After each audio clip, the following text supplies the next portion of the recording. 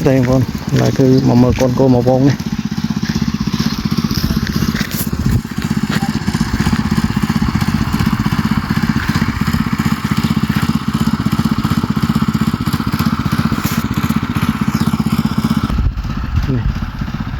កូនគោកំពុងតែវិញមេបងប្អូននេះអត់ដឹងថាមេរបស់វាទៅណាទេ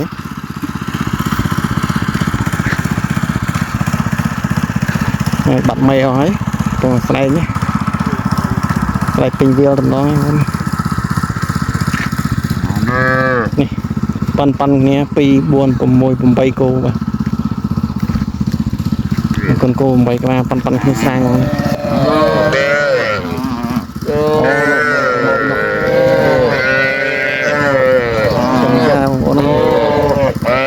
វិញមេបងប្អូនវិញមេឥ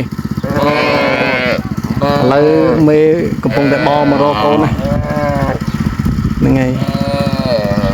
កូន8ក្បាលហើយមេទឹមមកបាន3ទេ5ក្បាលមេ5ក្បាលទៀតមិនដឹងទៅណាទេ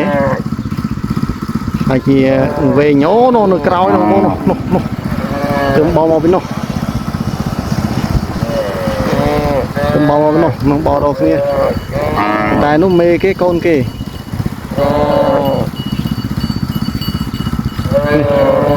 អាកាសធាតុក្តៅខ្លាំងណាស់បងប្អូនហើយនេះអញ្ចឹងគោវាស្វែងរកទឹកហើយនៅតំបន់ហ្នឹងគឺវាមានស្រះទឹកហ្នឹងហើយស្រះទឹកដែលគោវាស៊ីនៅវាស្រែអញ្ចឹងទៅវាដើរស្វែងរកទឹកវិញមេវិញកូនស្រែករកគ្នាឥ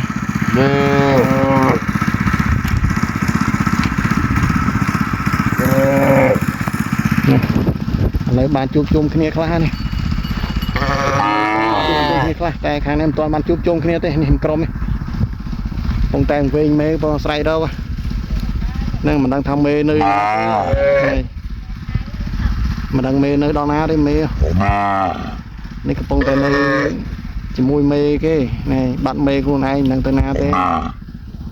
នេះមីលគ្នាបងប្អូនប៉ាន់គ្នានេះហមអានេះគោស្នេហ៍របស់យើងបងប្អូនគោដែលដោយឈ្មោះវាតាមកាវដល់កូនចេញមកអញ្ចឹងឆ្មាញ់បាទឆ្មាញ់ប៉ាន់គ្នានឹង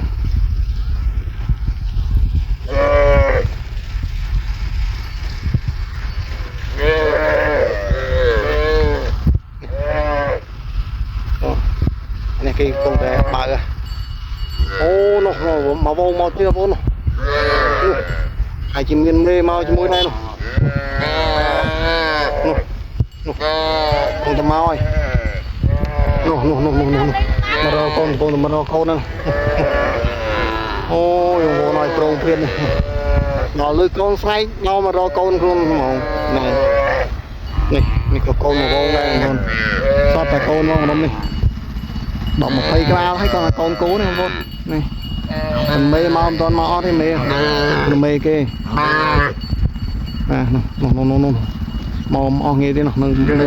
មកវងនៅក្រោយនោះកំពុងតែបោលមកនោះឡើយបោលទៅទៀតបងប្អូនចំយ៉ាយនោះសោទៅហើ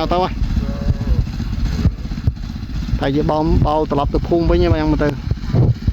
កន្លែងហ្នឹងតំបន់វាលវាឆ្ងាយភូមិវាបោលទៅភូមិវិញហ្នឹងនេះបោលមករកកូននេះប្រហែលជាមេរបស់កូនដែលកំព្រាមិញហ្នឹងឯងមើលទៅកូនដែលវិញមិញណានឹងប្រហែលជាមេរបស់វាយ៉ាងមើលទៅបោលទៅហើយមកសងសាទៅហើយទៅភូមិហើយនេះបងប្អូនគោទាំងហ្នឹងកំពុងតែបោលទៅកាន់ភូមិវិញហ្នឹងបងប្អូនហើយជាអាចនឹងជួបជុំមេកូនវាវិញនេះលេសារឿងវិញកូនអស់ហើយឥឡូវកូនបោលទៅភូមិវិញហើយនេះក្តៅខ្លាំងណាស់បងប្អូនអើយអាកាសធាតុនេះបងចំយ៉ាហើយគាត់តែកូនគោទៅហ្នឹងនេះប្រងព្រៀនបងប្អូន